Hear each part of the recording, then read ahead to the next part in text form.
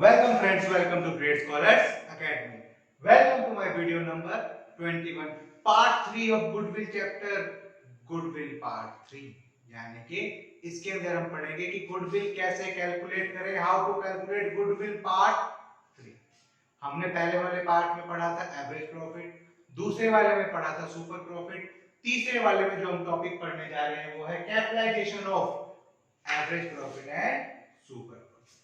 Capitalisation का मतलब क्या है?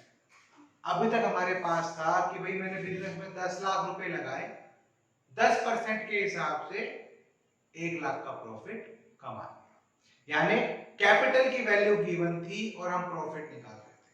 कैपिटलाइजेशन में इसका उल्टा है, प्रॉफिट गिवन होगा और हमें क्या निकालनी है? पूंजी निकालनी है कि कितनी पूंजी चाहिए उस प्रॉफिट को कमाने के लिए. लॉजिक समझ में आया? यानी हमें इसके अंदर क्या निकालना है? पूंजी निकालनी है. तो कैपिटलाइजेशन ऑफ एवरेज प्रॉफिट का फॉर्मूला देखते हैं. Average profit into 100 by normal rate of return. यानी जहां भी मुझे एवरेज प्रॉफिट मिल जाए 100 by normal rate of return करो, काम खत्म. बेसिक सा फंडा क्या हुआ? अभी तक मेरे पास क्वेश्चन क्या था? मेरे पास 10 लाख रुपए की पूंजी थी, नॉर्मल रेट ऑफ रिटर्न था 10%, 10 बाय 100, आंसर आ गया 1 लाख. अब गिवन क्या होगा क्वेश्चन में? अब गिवन होगा 1 लाख का प्रॉफिट. क्वेश्चन में लिखा होगा 10% नॉर्मल रेट ऑफ रिटर्न है. कितनी पूंजी चाहिए इस प्रॉफिट को कमाने के लिए? तो मैं क्या करूंगा? रिवर्स करूंगा, इनटू 100 बाय 10 करूंगा, तब मेरे पास आंसर आएगा 10. ये है आपका कैपिटलाइजेशन. ऐसे ही कैपिटलाइजेशन ऑफ सुपर प्रॉफिट क्या होगा? सबसे पहले सुपर प्रॉफिट निकालूंगा, जैसे ही सुपर प्रॉफिट मेरे पास आ जाएगा फिर से उसे कैपिटलाइज कर दूंगा. यहां तक कोई कंफ्यूजन कंसेप्ट? अब हम पढ़ते हैं क्वेश्चन. क्वेश्चन में मेरे पास दे रखा है average profit 72,000, normal rate of return दे रखा है आपका 10%, एसेट्स की वैल्यू दे रखी है 9,70,000, लायबिलिटीज की वैल्यू दे रखी है आपके पास 4. ध्यान देने वाली बात, एवरेज प्रॉफिट की वैल्यू गिवन है, तो सबसे पहले एवरेज प्रॉफिट गिवन है तो बिड़ते क्या करूं? कैपिटलाइज कर दूं. कैपिटलाइज्ड वैल्यू ऑफ प्रॉफिट निकाल लूं, 72,000 इनटू 100 बाय 10, 7,20,000. ओके, यहां तक तो कोई दिक्कत नहीं. इसके बाद क्या करें? इसके बाद आपको पता करना है एक्चुअल बिजनेस में कितनी पूंजी लगी हुई है. 9,70,000 रुपए की एसेट है, 4 लाख रुपए की लायबिलिटी. तो मैं क्या निकाल सकता हूं यहां से? Capital employ 9,70,000 minus 4 lakh, that is 5,70,000. यहां तक कोई कंफ्यूजन? ओके, इतनी पूंजी होनी चाहिए थी, इतनी पूंजी लगी हुई है, इसके बीच का डिफरेंस क्या होगा? गुडविल.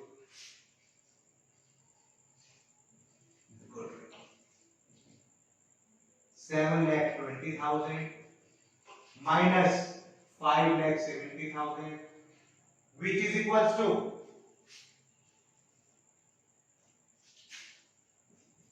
1,50,000.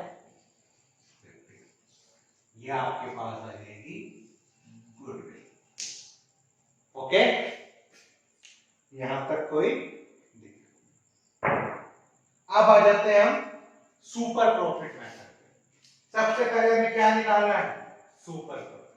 सुपर प्रॉफिट का फॉर्मूला क्या था? Super profit is equals to average profit minus normal profit. यही था फॉर्मूला. एवरेज प्रॉफिट क्वेश्चन में गिवन है, 72,000 माइनस नॉर्मल प्रॉफिट किस पे निकालते थे हम, कैपिटल एम्प्लॉयड पे, normal rate of return 10% into capital employed,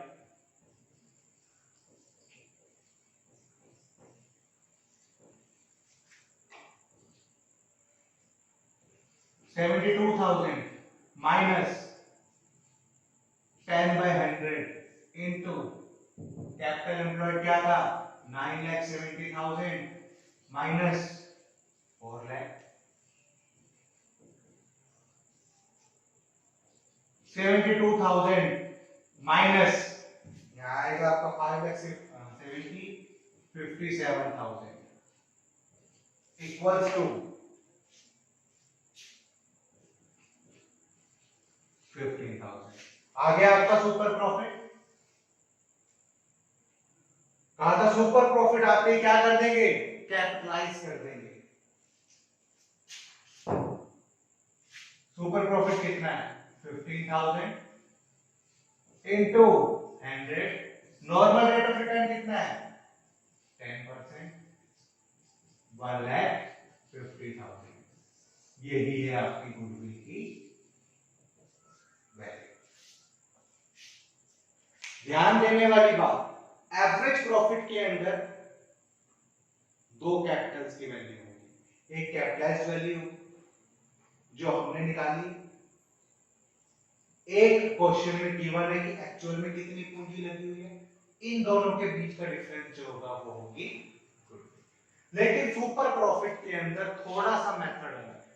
सबसे पहले सुपर प्रॉफिट निकालते हुए ही हमने जो पूंजी लगा रखी थी उसका यूज कर लिया, तो हमारे पास आ गया सुपर प्रॉफिट। यहां पर जैसे ही मैं इस सुपर प्रॉफिट को कैपिटलाइज करूंगा मेरे पास डायरेक्ट मेरी गुडविल की वैल्यू आ जाएगी। यही इसके अंदर ध्यान रखने वाली बात, यानी जैसे ही एवरेज प्रॉफिट मिले कैपिटलाइज कर दो, जैसे ही सुपर प्रॉफिट मिले कैपिटलाइज कर दो। दोनों के अंदर कंफ्यूजन से रिलेटेड कोई चीज है ही नहीं, सिर्फ ध्यान देने वाली बात है लॉजिक। Thank you.